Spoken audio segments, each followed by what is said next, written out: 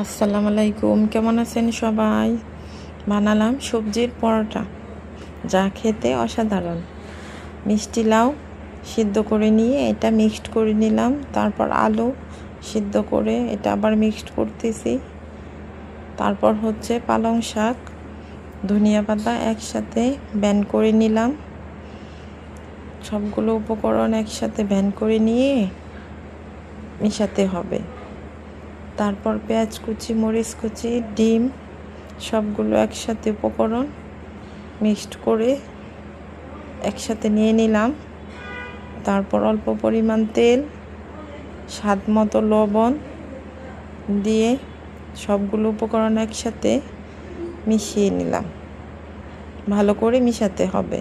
পাতিলে নিয়ে অল্প পরিমাণ আটা নিয়ে একটা ডো তৈরি করলাম। তারপর দেখেন কালারটা কত সুন্দর আসছে, খেতেও সুস্বাদু। তারপর একটা পরোটা বানিয়ে নিলাম। একটা প্যানের মধ্যে অল্প পরিমাণ তেল নিয়ে পরোটা ভেজে নিলাম।